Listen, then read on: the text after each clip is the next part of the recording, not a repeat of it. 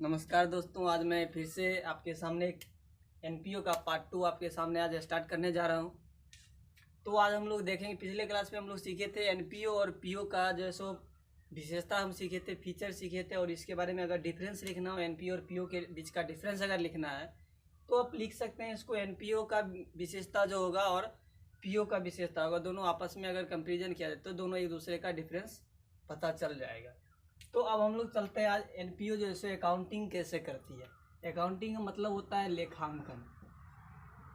लेखांकन। हालांकि ये आप लोग जो है 11th में पढ़े होंगे, लेकिन अकाउंटिंग में जैसे हम लोग फिलहाल यहाँ पे थोड़ा सा बेसिक चर्चा करेंगे अकाउंटिंग के बारे में। तो अकाउंटिंग का मतलब होता है लेखांकन, यानी लिखने की कला। यानी जो हम लोग मतलब व्यवसाय का जो लेन देन होता है, दैनिक लेन देन, जो रोज का लेन देन होता है, उसको लिखने की कला जो है उसी को हम लोग अकाउंटिंग कहते हैं। ठीक है, तो अब हम लोग चलते हैं आगे। तो ये जो लेखांकन है, तो आखिर एनपीओ कैसे लेखांकन करता होगा, एनपीओ कैसे लिखता होगा, क्या लिखता होगा, हम लोग इस चीज़ को देखेंगे। तो आप लोग देखते थे पीओ में, प्रॉफिट ऑरिएंटेशन में देखते थे, आप लोग जो 11th में पढ़े होंगे, जो तो उसमें जो लिखा जाता है उसमें पहले जर्नल एंट्री बनाया जाता है, लेजर बनाया जाता है, और ट्रायल बैलेंस बनाया जाता है, फिर फाइनल अकाउंट बनाया जाता है और अकाउंटिंग इक्वेशन बनाया जाता है। ठीक है, लेकिन एनपीओ में जैसे journal entry, ledger, trial balance नहीं बनाया जाता है एनपीओ में। तो सबसे पहले हम लोग देखते हैं अकाउंटिंग दोनों संस्था करती है, एनपीओ और पीओ। तो पीओ में जो है पहले सबसे पहला स्टेप जो है जर्नल एंट्री बनाया जाता है। जर्नल एंट्री बनाया जाता है, दूसरा लेजर बनाया जाता है, तीसरा ट्रायल बैलेंस बनाया जाता है, और चौथा जो है आपका वो फाइनल अकाउंट बनाया जाता है। लेकिन एनपीओ में क्या है, एनपीओ में जर्नल एंट्री नहीं बनाया जाएगा। एनपीओ में जर्नल एंट्री नहीं बनाया जाएगा, लेजर नहीं बनाया जाएगा, ट्रायल बैलेंस नहीं बनाया जाएगा, और सिर्फ फाइनल अकाउंट जो है सो बनाया जाएगा। सिर्फ और सिर्फ फाइनल अकाउंट बनाया जाएगा। अब हम लोग सवाल उठता है कि आखिर जर्नल एंट्री क्यों नहीं बनाया जाता होगा, लेजर क्यों नहीं बनाया जाता, ट्रायल बैलेंस क्यों नहीं बनाया जाता, सिर्फ फाइनल अकाउंट ही क्यों बनाया जाता है। तो हम लोग देखते हैं ये जो जर्नल एंट्री है, जर्नल एंट्री का हिंदी होता है रोज नामचा प्रविष्टि। जर्नल एंट्री का हिंदी होता है रोज नामचा प्रविष्टि। रोज नामचा प्रविष्टि मतलब रोज के लेन देन का लेखा करना, रोज के लेन देन को लिखना। अब लेकिन ये सवाल ये है कि एनपीओ में मतलब जर्नल एंट्री नहीं बनाई, क्योंकि एनपीओ में जरूरी ये नहीं है कि मतलब डेली ट्रांजैक्शन होगा ही होगा। हो सकता है मान लेते हैं जैसे हम आज दान दिए किसी संस्था में, तो इसका मतलब ये नहीं कि हम अगले दिन दान देंगे ही, या ऐसा नहीं है कि हम दान दिए तो अगला दिन ऐसे मतलब कोई ना कोई व्यक्ति आके दान देगा। हो सकता है नहीं भी दे, 2-4 दिन नहीं देगा दान, हो सकता है बाद में दे। तो कहीं ना कहीं इसका मतलब ये देखा जा रहा है कि जर्नल एंट्री नहीं बनाया जाएगा, क्योंकि ये इसमें रोज लेन देन नहीं होता है, रोज ट्रांजैक्शन नहीं होता है। अब देखते हैं हम लोग, तो फिर लेजर, तो जर्नल से ही लेजर बनता है, तो जर्नल जब बनाए नहीं तो लेजर नहीं बनेगा, और लेजर से फिर ट्रायल बैलेंस बनता है, ट्रायल बैलेंस नहीं बना तो फिर लेजर से ट्रायल बैलेंस बनता तो लेजर ही नहीं बना तो फिर ट्रायल बैलेंस बनेगा ही। तो अब देखते हैं सवाल ये है कि फाइनल अकाउंट आखिर क्यों बनाया जाएगा, फाइनल अकाउंट आखिर क्यों बनाया जाएगा। तो फाइनल अकाउंट क्यों बनाया जाएगा उस चीज़ को देखते हैं हम लोग अभी। तो इसमें हम लोग चर्चा करें। देखिए फाइनल अकाउंट का मतलब क्या होता है, अंतिम खाता। फाइनल अकाउंट का मतलब क्या होता है, अंतिम खाता। हम लोग देखते हैं अभी फाइनल अकाउंट के बारे में थोड़ा सा हम लोग चर्चा करते हैं। फाइनल अकाउंट का मतलब होता है अंतिम खाता। जैसे अभी मार्च में जैसे फाइनल एग्जाम हो रहा था, जैसे आप लोग 10th में फाइनल एग्जाम दिए होंगे, तो फाइनल एग्जाम देने का मतलब होता है क्या, अगली बार जैसो आप नई कक्षा में प्रवेश कर सकते हैं, मतलब पुनः आपको 10th नहीं पढ़ना पड़ेगा अगर आप पास होते हो तो यहाँ सिचुएशन क्या है, फाइनल अकाउंट आखिर क्यों मतलब, इसका मतलब अंतिम खाता इसका हिंदी होता है, या इसका हिंदी जो है आपका वित्तीय खाता होता है। इसका हिंदी आपको वित्तीय खाता होता है, इसका हिंदी वित्तीय खाता होता है। तो ये फाइनल वित्तीय खाता का मतलब जो धन से संबंधित लेन देन होगा, जिस खाता में जिस अकाउंट में मेंशन किया जाता होगा, लिखा जाता होगा, उसको हम लोग फाइनेंशियल अकाउंट कहते हैं, फाइनल अकाउंट कहते हैं। लेकिन ये फाइनल अकाउंट यहाँ एनपीओ में भी बनता है, पीओ में बनता है। तो एनपीओ में बनता होगा और पीओ में बनता, क्या दोनों एक ही होता है या नहीं होता है? तो इस चीज़ पे हम लोग चर्चा करेंगे। फिलहाल आप लोग इसको देख लें, एक बार मैं रिपीट कर रहा हूँ थोड़ा सा, ठीक है। तो पीओ में जर्नल एंट्री बनेगा, लेजर बनेगा, ट्रायल बैलेंस फाइनल अकाउंट बनेगा। लेकिन एनपीओ में ना जर्नल बनेगा, ना लेजर बनेगा, ना ट्रायल बैलेंस बनेगा, ना ही फाइनल अकाउंट बनेगा। ट्रायल बैलेंस नहीं बनेगा, जर्नल एंट्री नहीं बनेगा, लेजर नहीं बनेगा। अब जर्नल एंट्री क्यों नहीं बनेगा ये तो मैं अभी जस्ट बताया हूँ क्या, कि जर्नल एंट्री का मतलब होता है रोज नामचा प्रविष्टि, यानी रोज के लेन देन का, डेली का जो ट्रांजेक्शन है उसको लिखना। लेकिन यहाँ डेली का तो ट्रांजेक्शन होता नहीं है एनपीओ में, जरूरी नहीं है कि डेली का ट्रांजेक्शन होगा ही होगा, तो इसलिए इसमें जर्नल एंट्री नहीं बनेगा। और जर्नल नहीं बना तो फिर लेजर नहीं बन पाएगा, और लेजर नहीं बना तो फिर ट्रायल बैलेंस नहीं बनेगा। लेकिन फाइनल अकाउंट बनेगा, क्यों? इसका रीजन मैं बताता हूँ आपको। चाहे दुनिया का कोई भी संस्था आप देखते होंगे, चलिए संस्था को अभी हम लोग छोड़ते हैं, पहले हम लोग अपने आसपास जाते हैं, अपने आसपास के परिवेश को देखते हैं, तो वहाँ पे कोई ना कोई मतलब आदमी रहता है। आपके आसपास बहुत सारे व्यक्ति रहते होंगे, आपके आस पड़ोस में बहुत सारे व्यक्ति रहते होंगे, तो उसमें से बहुत सारे व्यक्ति होंगे जो बहुत पैसे वाले होंगे, और कुछ ऐसे भी व्यक्ति होंगे जो पैसे वाले नहीं होंगे, मतलब बहुत ज़्यादा पैसा नहीं हो। लेकिन इसका मतलब ये नहीं कि उनके पास पैसा नहीं हो, पैसा उनके पास भी होगा। कहने का मतलब ये है कि बहुत ज़्यादा पैसा जिनके पास है वो भी जो है सो बैंक अकाउंट खोले होंगे, और बहुत ज़्यादा पैसा जिनके पास नहीं है वो भी बैंक अकाउंट खोले होंगे। यानी बैंक अकाउंट का इस्तेमाल सब करते हैं, यानी अपना पैसा जो सो अपने पैसे का लेन देन, मतलब खर्च कैसे करना है नहीं करना है, ये जो सो सिस्टम, ये मतलब एक ढांचा स्ट्रक्चर सब कोई तैयार करते हैं। बात समझ में आ रही है? तो ये जो फाइनल अकाउंट है, ठीक है, तो फाइनल अकाउंट में हम लोग कहीं ना कहीं देखेंगे कि आखिर हमारे पास जो पैसा आता है, चूंकि एनपीओ में भी तो कुछ ना कुछ पैसा आते रहता है, पीओ में भी पैसा आता है, तो पीओ का तो journal entry, ledger, trial balance final obviously बनेगा ही। लेकिन एनपीओ में जैसे फाइनल अकाउंट जो बनता है उसका रीजन क्या है कि एनपीओ में भी पैसा आता है, तो भाई उसका भी तो लेन देन किया जाएगा ना, मतलब उसका लेखा जोखा किया जाएगा कि नहीं, उसको लिखेंगे कि नहीं। अगर ऐसा हो कि कोई पैसा दे रहा है उसको हम लिखे नहीं तो फिर तो गड़बड़ हो जाएगी। तो एनपीओ में जैसे फाइनल अकाउंट बनाया जाता है। अब सवाल उठता है, थोड़ा सा ध्यान देंगे, फाइनल अकाउंट में जैसे अब एनपीओ में कौन कौन सा अकाउंट बनाया जाता है इसको हम लोग देखेंगे, और पीओ में कौन कौन सा अकाउंट बनाया जाता है। तो एनपीओ में बनाया जाता है आपको ट्रेडिंग अकाउंट, और पीएल अकाउंट बनाया जाता है,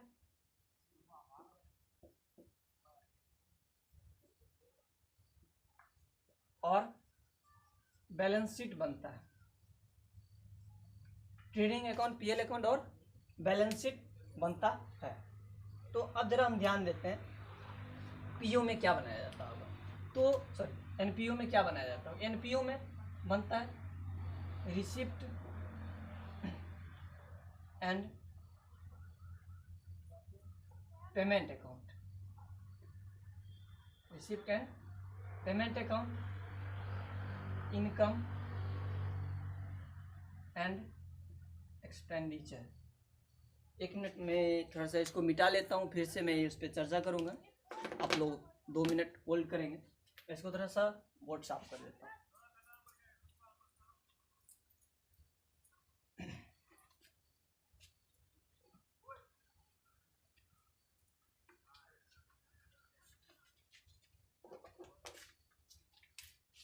तो हम चर्चा कर रहे थे फाइनल अकाउंट के बारे में।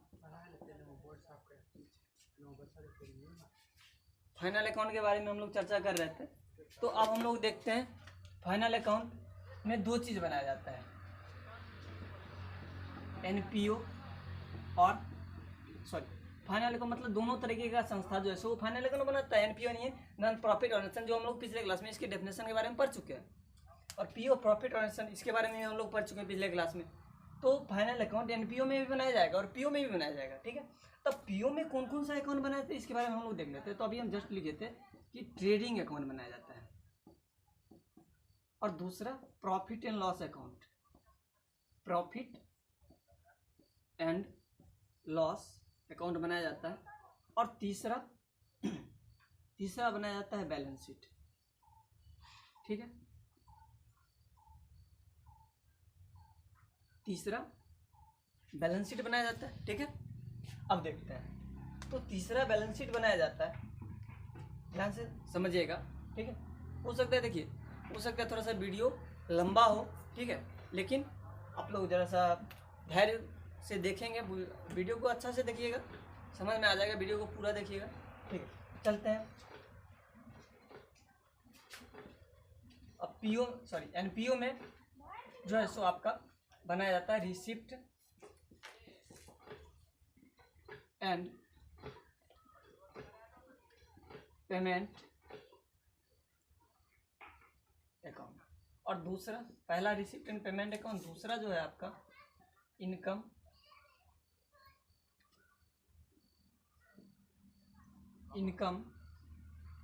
And expenditure account. और तीसरा जो बनाया जाता है इसमें भी बैलेंस शीट बनाया जाता है।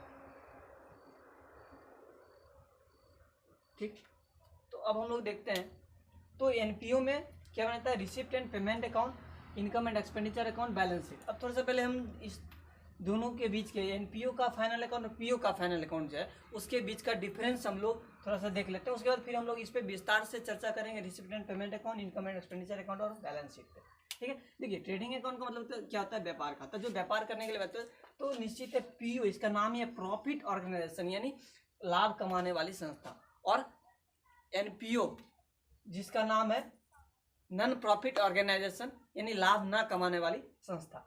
तो ये कहीं ना कहीं प्रॉफिट कमाने के उद्देश्य से ही खोला जाता है। तो इसलिए इसमें क्या होता है, आपको ग्रॉस प्रॉफिट, यानी शॉर्ट में इसको जीपी लिख सकते हैं, और जीएल यानी ग्रॉस लॉस जो है सो निकलता है ट्रेडिंग अकाउंट बनाने से। फिर ट्रेडिंग अकाउंट से प्रॉफिट एंड लॉस अकाउंट बनता है। इसमें आपको एनपी यानी नेट प्रॉफिट या net loss, NL net loss या नेट प्रॉफिट मिलता है। ठीक है, और बैलेंस शीट में हम लोग एसेट्स और लायबिलिटीज पे चर्चा करते हैं, यानी संपत्ति आपके पास कितना है और दायित्व कितना है इसके आपके पास, उस चीज पे चर्चा करते हैं बैलेंस शीट में। लेकिन ट्रेडिंग अकाउंट में और पीएल अकाउंट, ट्रेडिंग अकाउंट में आपका ग्रॉस प्रॉफिट या ग्रॉस लॉस निकलता है, प्रॉफिट एंड लॉस अकाउंट में जो है सो आपका नेट प्रॉफिट या नेट लॉस निकलता है। ठीक है, और हम लोग आते हैं एनपीओ में, तो इसमें तो प्रॉफिट और लॉस की तो बात ही नहीं है, इसमें तो प्रॉफिट होगा ही नहीं, क्योंकि ये प्रॉफिट कमाने के उद्देश्य से खोला ही नहीं जाता है। हाँ, मैं आप ही से कह रहा हूँ, आप देख रहे हैं ना।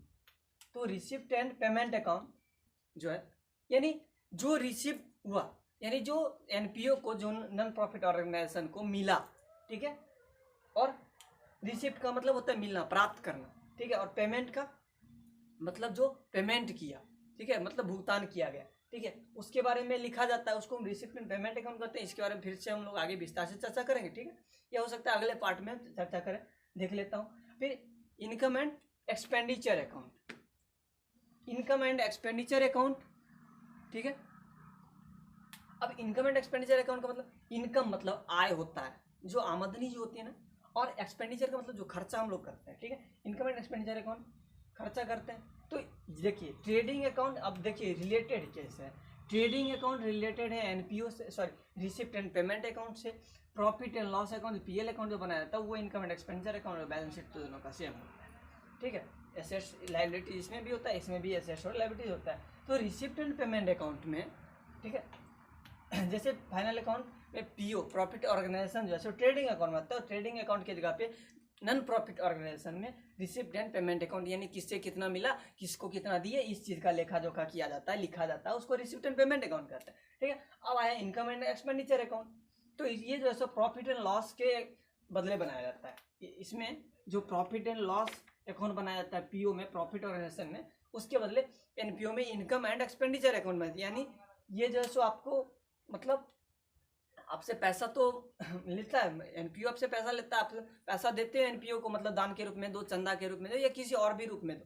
ठीक है, लेकिन ये प्रॉफिट कमाने के उद्देश्य से तो खोला नहीं गया, इसमें प्रॉफिट तो होगा नहीं। तो इसमें होगा क्या, तो इसमें होता है सरप्लस और डेफिसिट होता है। ठीक है, जिसके बारे में हम लोग आगे गहराई से चर्चा करेंगे, मैं आपको समझा दूंगा कि सरप्लस क्या होता है और डेफिसिट क्या होता है। ठीक है, अब थोड़ा सा हम लोग फिर से इसको इरेज करते हैं, मिटा देते हैं, फिर हम लोग बारी बारी से रिसिप्ट एंड पेमेंट अकाउंट, फिर इनकम एंड एक्सपेंडिचर अकाउंट और बैलेंस शीट पे चर्चा करेंगे। ठीक है, एक भी डाउट नहीं रहेगा आप लोग का। अगर कोई डाउट आता है तो आप मुझसे संपर्क कर सकते हैं। मैं पिछले वीडियो में भी अपना नंबर दिया था, और इस वीडियो में भी ये लास्ट में मैं अपना कॉन्टैक्ट नंबर दे दूंगा, आप वहाँ से कॉन्टैक्ट कर सकते हैं, या आप जो है सो कमेंट सेक्शन में भी बता सकते हैं। और ये वीडियो पसंद आ रहा होगा तो लाइक ज़रूर करें, हमारा उत्साह बढ़ाएं, यह हम लोग जैसे दूसरा वीडियो आप लोग के लिए ला रहे हैं। बहुत सारे बच्चे का कमेंट आया था कि सर दूसरा वीडियो कब आने वाला है, तो आज बहुत सारे बच्चे के डिमांड के कारण जैसे मुझे जल्दी दूसरा वीडियो रिकॉर्ड करना पड़ रहा है, ठीक है। तो मैं दूसरा वीडियो भी आपको जल्दी दे रहा हूँ। अगर वीडियो अच्छा लगे तो लाइक ज़रूर करिएगा और शेयर भी कर दीजिएगा। और हमारे चैनल का नाम है कॉमर्स अड्डा बेगूसराय। पिछले वीडियो में आप लोग देखेंगे कि मैं नाम ले रहा था मैं कॉमर्स क्लासेस का, लेकिन उस चैनल में टेक्निकल प्रॉब्लम आने के कारण जैसे मैं उसमें वीडियो अपलोड नहीं करवाया, इसलिए मुझे नया चैनल बनाना पड़ा जिसका नाम है कॉमर्स अड्डा बेगूसराय। तो इसको सब्सक्राइब करें, लाइक करें और बेल आइकन को दबा दें, वीडियो को शेयर कर दें, ठीक है। और हम लोग आगे चलते हैं, नाराज ना हो कि आप लोग को लग रहा हो कि बहुत ज़्यादा हम बोल दिए हैं। चलते हैं आगे, चलते हैं हम लोग इसको इरेज करते हैं, फिर से बारी बारी से receipt and payment account, income and expenditure account और बैलेंस शीट पे हम लोग चर्चा करेंगे अभी तुरंत।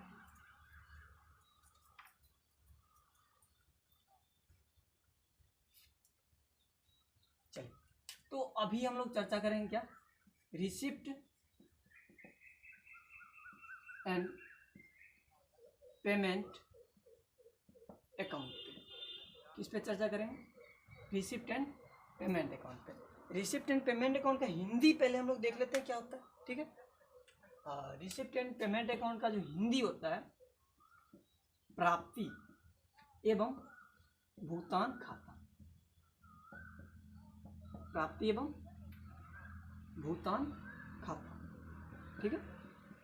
इसका हिंदी क्या, रिसिप्ट एंड पेमेंट अकाउंट का हिंदी हुआ प्राप्ति एवं भुगतान खाता। अब ये प्राप्ति एवं भुगतान खाता जो है, ठीक है, वो रियल अकाउंट है। कौन सा अकाउंट है, अगर पूछा जाए कि ये कौन सा अकाउंट है, ठीक है, मैं यहाँ लिख रहा हूँ ऊपर में, ये जो है सो receipt and payment account real account है। कौन सा अकाउंट है, real account. Receipt and payment account real account है। अब ध्यान देंगे रिसिप्ट एंड पेमेंट में अकाउंट में होता क्या क्या चीज़ है, नहीं है, सारा चीज़ हम लोग देखेंगे। देखिए यहाँ नाम से पता चल रहा होगा आपको क्या है, प्राप्ति लिखा हुआ, एक सेकंड जल्दी, तो क्या था, प्राप्ति लिखा हुआ है और एवं भुगतान लिखा हुआ है। यानी प्राप्ति जो प्राप्त हुआ, जो पैसा मिला, यानी एनपीओ नॉन प्रॉफिट ऑर्गेनाइजेशन को जो पैसा मिल रहा होगा उसको हम लोग यानी प्राप्ति रिसिप्ट, और जो पेमेंट किए किसी को दिए तो उसको पेमेंट लिखते हैं, ठीक है, इतना क्लियर है। अब चलते हैं, ये जो प्राप्ति एवं भुगतान जो है ना, ये दो तरीके का होता है, ठीक है। ये सिर्फ और सिर्फ किसके द्वारा बनाया जाएगा, तो एनपीओ के द्वारा बनाया जाएगा। किसके द्वारा, एनपीओ। इसको पीओ नहीं बनाएगी, प्रॉफिट ऑर्गेनाइजेशन नहीं बनाएगी, इसको सिर्फ और सिर्फ एनपीओ बनाता है, नॉन प्रॉफिट ऑर्गेनाइजेशन, ठीक है। अब रिसिप्ट एंड पेमेंट अकाउंट जो है वो दो तरीके का होता है। रिसिप्ट एंड पेमेंट अकाउंट दो तरीके का होता है, sorry, receipt and payment account दो तरीके का नहीं होता, मिस्टेक हो गया। रिसिप्ट एंड पेमेंट अकाउंट दो तरीके का नहीं होता है, लेकिन रिसिप्ट यानी प्राप्ति जो होगा, पैसा जो मिलेगा ना, वो दो तरीके से पैसा मिलता है। कहिएगा क्या, वो एक नोट मिलता होगा, एक सिक्का मिलता होगा, नहीं, ऐसा बात नहीं है। तो क्या है आखिर इसमें, क्या ऐसा चीज़ है जो प्राप्ति भी दो तरीके का। चलिए, तो ये तो रिसिप्ट एंड पेमेंट अकाउंट लिखो। अब इसमें जो चीज़, इसमें देखिए एक चीज़ होगा, या तो रिसिप्ट होगा, इसमें दो चीज़ निकल के आएगा। रिसिप्ट मतलब प्राप्ति और पेमेंट का मतलब होता है भुगतान। पेमेंट का मतलब भुगतान, रिसिप्ट मतलब प्राप्ति और पेमेंट का मतलब भुगतान होता है, ठीक है। अब ध्यान से सुनिएगा, तो रिसिप्ट का मतलब जो प्राप्ति होता है, पैसा प्राप्त होता है, लेकिन दो तरीके से, दो तरीके, ऐसा नहीं कि एक तरीके का जो पैसा प्राप्त होगा वो नोट होगा और दूसरा कॉइन होगा, सिक्का होगा, ऐसा कुछ भी नहीं है। अब दो तरीके से कैसे प्राप्त होता है, हम उस चीज़ को ध्यान देंगे। तो इसमें दो तरीके से प्राप्त होता है। एक को हम लोग बोलते हैं कैपिटल नेचर का आइटम। कौन से नेचर का, कैपिटल नेचर का। और दूसरा हम बोलते हैं रेवेन्यू नेचर का। रेवेन्यू नेचर का यानी एक को बोलते हैं पूंजीगत, ध्यान से समझिएगा, एक को बोलते हैं पूंजीगत और दूसरा आयगत। क्या होता है, आयगत। मतलब अब हमारी बातों को ध्यान से समझिएगा, ठीक है। अब देखिए रिसिप्ट में दो तरीके, एक कैपिटल नेचर का आइटम हुआ और दूसरा रेवेन्यू नेचर का आइटम। कैपिटल नेचर का आइटम जो साल में एक ही बार किया जाता हो, जिसका यूज, सॉरी मतलब यूज नहीं, मतलब जिस पे पैसा खर्च किया जाता होगा या जिससे पैसा प्राप्त होता होगा, वो सिर्फ साल में एक ही बार प्राप्त होता है, तो उसको हम लोग कैपिटल नेचर का आइटम कहते हैं, ठीक है। और रेवेन्यू नेचर का जो आइटम है वो आपको मतलब साल में कई बार उसका यूज होता है, साल में उससे कई बार आपको इनकम होगा, आपको एक्सपेंस हो सकता है, ठीक है, तो उसको रेवेन्यू नेचर का आइटम कहेंगे। और दूसरा जो कैपिटल नेचर का आइटम है वो कहने के साल में एक से अधिक नहीं मिलता है, एक ही बार मिलता है, एक ही बार उससे पैसा या तो प्राप्त हो सकता है या आप भुगतान कर रहे हैं, एक ही बार अगर कर रहे हैं तो वो कहीं ना कहीं कैपिटल नेचर का आइटम होगा। दूसरा जो बार बार कर रहे हैं आप, वो आपको रेवेन्यू नेचर का आइटम होगा, ठीक है। अब आगे हम लोग देखते हैं, ठीक है। अब कैपिटल नेचर का आइटम है और रेवेन्यू नेचर का आइटम, इसका हम लोग एक दो एग्जाम्पल ले लेते हैं। जैसे मान लेते हैं एनपीओ है, अब संस्था है तो बिल्डिंग, क्या संस्था है तो संस्था में बिल्डिंग नहीं हो, सड़क पे तो संस्था होगा नहीं, बिल्डिंग बनाया गया होगा। या कई बार होता है एक संस्था जैसे शुरू किया गया, उसमें और भी जरूरत पड़ी, संस्था चल रहा है, अच्छी खासी संस्था चल रही है, लेकिन उसमें और भी जरूरत पड़ा दूसरा बिल्डिंग बनाने का। मान लेते हैं कि आपके गांव में कोई संस्था, स्कूल है, स्कूल भी एक संस्था है, एनपीओ है, पिछले क्लास में बताया था, एनपीओ नॉन प्रॉफिट ऑर्गेनाइजेशन है स्कूल, ठीक है। अब जो देखते हैं सरकारी स्कूल है जो गवर्नमेंट के द्वारा ऑपरेट किया जाता है, चलाया जाता है, उसको एनपीओ के अंदर रखते हैं, ठीक है। ऐसा नहीं प्राइवेट को नहीं, वो भी रखते हैं, लेकिन कहने के वो प्रॉफिट कमाने के उद्देश्य, लेकिन जो आपका मिडिल स्कूल होता है, या सॉरी मतलब मिडिल स्कूल हाई स्कूल कोई भी हो, लेकिन वो अगर गवर्नमेंट के द्वारा संचालित किया जा रहा है, गवर्नमेंट के द्वारा ऑपरेट किया जा रहा है अगर उसको, तो वो कहीं ना कहीं एनपीओ है। और एनपीओ है तो निश्चित है कि एक बिल्डिंग नहीं हो सकता है कुछ और बिल्डिंग बने, हो सकता है स्कूल में सरकार ने, गवर्नमेंट ने आपको मतलब पैसा दिया कि आप क्या करो, बच्चों के लिए खेल का मैदान अच्छा सा बनवा दो। हो सकता है खेल के इंडोर गेम के लिए जो मतलब रूम के अंदर दरवाजे के अंदर खेला जा सकता है, जैसे कैरम बोर्ड वगैरह बैठ के खेला जा सकता है, तो उसके लिए आपको बोलेगा कि नहीं आप एक अच्छा सा मतलब जैसे बिल्डिंग बनवा दो या एक लाइब्रेरी बनवा दो, तो कहने के वो एनपीओ में आएगा। अब लाइब्रेरी बनवा दो, क्या आप बताओ, बिल्डिंग बनाने में पैसा खर्च नहीं होगा, खर्च पैसा खर्च होगा, पैसा क्या एक ही बार खर्च होगा या बार बार होगा, ये बताइए। नहीं, बिल्डिंग बनाने के लिए पैसा एक ही बार खर्च करते हैं ना। आप बिल्डिंग बनाते हो, आप देखो ना, नॉर्मल लाइफ की बात कर रहा हूँ, आप घर में नॉर्मली जब बिल्डिंग बनाते हो, क्या एक बार बिल्डिंग बनाया तो उसका पैसा बार बार देते रहते हो, बार बार देते हो, ऐसा तो नहीं है, पैसा एक ही बार दे देते हो ना, जो लग जाए। यहाँ एक बार कहने का मतलब साल में एक बार होना चाहिए, ठीक है। तो पैसा आप एक ही बार देते हो, साल में एक ही बार पैसा देते हो ना बिल्डिंग बनाने के लिए। हाँ, तो ये जो एक बार जो बिल्डिंग बनाने के लिए पैसा दिए, ये कहीं ना कहीं कैपिटल नेचर का आइटम है, ठीक है। बात समझ में आ रहा है, ठीक है। अब चलते हैं रेवेन्यू नेचर के आइटम। हाँ, अब जो है सो आप बिल्डिंग बनवाए तो बिल्डिंग में बिजली तो आपने लगाया होगा, ठीक है, बिजली बिल पेमेंट करते हैं, बिजली बिल पेमेंट करते हैं, बिजली बिल पेमेंट करते हैं,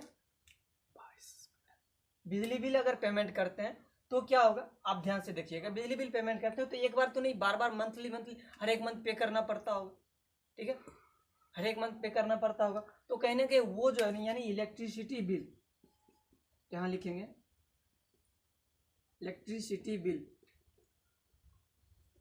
यानी बिजली चार्जेज जो होता है वो आपका कहीं ना कहीं रेवेन्यू नेचर का आइटम है, ठीक है, वो कहीं ना कहीं रेवेन्यू नेचर का आइटम है। यानी बिल्डिंग, यानी जिस पे एक बार खर्चा है, चाहे जरूरी नहीं कि बिल्डिंग ही होगा, दुनिया का कोई भी चीज़ जहाँ पे संस्था मात्र एक बार पैसा खर्च कर रही है, या तो उसको एक बार पैसा मिल रहा है, जैसे मान लेते कोई आपको दान में दिया कि चलो मैं 1 लाख रुपया दे रहा हूँ, आप जैसे कोई अच्छा सा बिल्डिंग बनवा देना, ठीक है। आप जैसे संस्था के लिए कोई मशीन खरीदना, कंप्यूटर खरीदना, तो वो बार बार पैसा नहीं दे रहा है आपको, एक ही बार फिर किसी स्पेशल पर्पज़ के लिए दे रहा है, तो वो भी कैपिटल नेचर का आइटम ही माना जाएगा। मतलब आपको किसी ना किसी खास उद्देश्य से आपको बोल दिया नहीं, आपको यही काम करना है, जैसे स्कूल में दे दिया जाएगा पैसा 1 लाख रुपया 2 लाख रुपया दे दिया गया कि आपको बेंच बनाने के लिए करना है, सॉरी बेंच बनवा देना है बच्चों के लिए, तो आप बेंच ही बनवाओगे, उसका दूसरा यूज आप नहीं कर सकते हो। तो बेंच बनाने के लिए पैसा देगा, तो बेंच बनाने के लिए वो व्यक्ति बार बार तो पैसा देगा नहीं, आपको एक बार पैसा देगा, तो ये कहीं ना कहीं क्या है, कैपिटल नेचर का आइटम है। यानी कैपिटल नेचर का आइटम समझ में आ गया होगा। रिसिप्ट में सॉरी मतलब रिसिप्ट या पेमेंट हो, उसमें से कोई फर्क नहीं पड़ता, ठीक है। कैपिटल नेचर का आइटम है, इसका मतलब साल में एक ही बार उससे या तो इनकम हो सकता है, यानी उससे पैसा मिल सकता है, या उसके एवज में आपको उसके बदले आपको उसको यूज करने के चलते आपको पैसा पेमेंट करना पड़ सकता है, ठीक है। कैपिटल नेचर और रेवेन्यू नेचर में एक से अधिक बार, साल में एक से अधिक बार आपको पेमेंट करना पड़ता हो। आप स्कूल में टीचर रखते हो, गवर्नमेंट स्कूल में टीचर रहते हैं या प्राइवेट स्कूल में टीचर रहते, क्या पैसा देना पड़ता है? ही नहीं पड़ता, पैसा बार बार देना पड़ता है। मकान अगर रेंट पे ले रखे तो रेंट बार बार देना पड़ता है, वो कहीं ना कहीं रेवेन्यू नेचर का आइटम होता है। यानी चाहे अब ध्यान से देखा जाए तो अब जो है सो यानी चाहे रिसिप्ट, जरूरी नहीं कि रिसिप्ट ही कैपिटल और रेवेन्यू नेचर का, आपका जो ये पेमेंट है, ये पेमेंट सेक्शन है यानी भुगतान, वो तो या तो अब देखो रेवेन्यू नेचर का भुगतान होगा और या कैपिटल नेचर का भी भुगतान हो सकता है। मैं आपको एक इंडिविजुअली बता देता हूँ फिर से एक बार, ध्यान से देखिएगा। पेमेंट, ठीक है, अब पेमेंट में भी कैपिटल नेचर, पेमेंट में भी कैपिटल नेचर और दूसरा रेवेन्यू नेचर, ठीक है, कैपिटल नेचर और रेवेन्यू नेचर का आइटम होगा इसमें भी। अब कैपिटल नेचर का मतलब मैं हिंदी बताया था आपको, पूंजीगत प्रकृति का, ठीक है, किस तरीके का, पूंजीगत प्रकृति का, ठीक है, और रेवेन्यू नेचर का जो आइटम होगा उसमें आयगत प्रकृति का, ठीक है। अब ध्यान से समझिएगा, तो ये जो कैपिटल नेचर अभी जस्ट हम बताए थे, तो पेमेंट आप कहिएगा कैसे, हाँ, तो कैपिटल नेचर में मान लेते हैं आप कोई सामान खरीदने जाइएगा, ठीक है। चलिए एक हम लोग चूंकि हम लोग एजुकेशनल सेक्टर से जुड़े हुए हैं, शिक्षा क्षेत्र से जुड़े हुए हैं, तो कहीं ना कहीं हम लोग शिक्षा के एग्जाम्पल को ही लेंगे, ठीक है। अब मानते हैं कैपिटल नेचर के आइटम को ज़रा ध्यान देते हैं, ठीक है। अब आपके स्कूल में मान लेते हैं साउंड सिस्टम नहीं है, आपको साउंड सिस्टम खरीदना पड़ रहा है, ठीक है, तो कहीं ना कहीं साउंड सिस्टम जो खरीदोगे आप, उसके लिए तो एक ही बार पैसा पे करोगे ना, साल में एक बार, साल में एक बार, मतलब खरीदने टाइम आप जिस समय खरीदोगे उसी समय पैसा पे करोगे, उसके बाद तो बार बार तो आप पैसा पे नहीं करते रहोगे, ठीक है। हाँ, तो वो क्या हो जाएगा, आपका कैपिटल नेचर का आइटम हो जाएगा। लेकिन ये जो रेवेन्यू नेचर का आइटम होगा, रेवेन्यू नेचर का आइटम क्या होगा, ये जो आपका होता है, मतलब साल में कई बार, एक से अधिक बार जैसे पे किया जाता है, ठीक है। रेवेन्यू नेचर का आइटम साल में एक से अधिक बार पे किया जाएगा। जैसे अब मान लेते हैं अपने साउंड सिस्टम तो ले लिया, तो उसके लिए एक बार पे किए पैसा, तो वो कैपिटल नेचर का आइटम हो गया। और रेवेन्यू नेचर का आइटम क्या हुआ, मान लेते हैं साउंड सिस्टम अगर दुर्भाग्यवश खराब हो गया थोड़ा सा, तो क्या होगा, अब उसको रिपेयर करवाइएगा, तो जो पैसा रिपेयर करने वाले जो होंगे उनको अगर आप पैसा देते हैं, रिपेयरिंग चार्जेस दीजिएगा, तो वो तो बार बार देना पड़ेगा, हो सकता है दूसरी बार भी खराब हो सकता है, तीसरी बार भी खराब हो सकता है। या आप बिल्डिंग बनवाते हैं तो बिल्डिंग में मतलब साल के अंदर जैसे मतलब कई बार होता है रंग रोगन करवाना पड़ता है, यानी कलर आप करवाते हैं, या मतलब कोई भी काम जो बार बार आप करते हैं उसके लिए, या स्कूल में जैसे चौक मंगवाया जाता है, अब तो चौक का मतलब समय नहीं रहा, अब तो व्हाइट बोर्ड यूज होता है और मार्कर यूज होता है, तो जैसे मार्कर खरीदेगा या इंक खरीदा गया, तो ये बार बार खरीदा जाता है कहीं ना कहीं, तो और ये जो है सो आपका रेवेन्यू नेचर का आइटम है। तो आशा करता हूँ आप लोग को ये रिसिप्ट एंड पेमेंट अकाउंट में, यानी कैपिटल नेचर का जो आइटम होता है, receipt and payment, sorry receipt capital nature का भी होता है, रेवेन्यू नेचर का भी होता है, पेमेंट भी कैपिटल नेचर का भी होता है और रेवेन्यू नेचर का भी होता है। ये चीज़ समझ में आ गया होगा, यानी रेवेन्यू नेचर और कैपिटल नेचर क्या होता है, ये चीज़ समझ में आ गया होगा। अब हम लोग नेक्स्ट वीडियो में आपसे मिलेंगे, ठीक है। आप हमारे वीडियो को ज़्यादा से ज़्यादा लाइक करें, शेयर करें, ठीक है। और ये हमारे यूट्यूब चैनल का नाम है कॉमर्स अड्डा बेगूसराय, और पिछले वीडियो में मैं अपना कॉन्टैक्ट नंबर दिया था, इस बार भी मैं अपना कॉन्टैक्ट नंबर दे रहा हूँ आपको, तो आप जैसे हमारे कॉन्टैक्ट नंबर पर किसी भी तरीके का आपको परेशानी हो आप लोग संपर्क कर सकते हैं। और नीचे मैं अपना व्हाट्सएप नंबर दे रखा हूँ, आप इस पर जो है सो व्हाट्सएप के थ्रू मैसेज भी कर सकते हैं, या किसी भी तरीके का अगर परेशानी हो तो आप तुरंत मैसेज कर सकते हैं। कोई सुझाव हो तो अवश्य बताएं, ठीक है। धन्यवाद।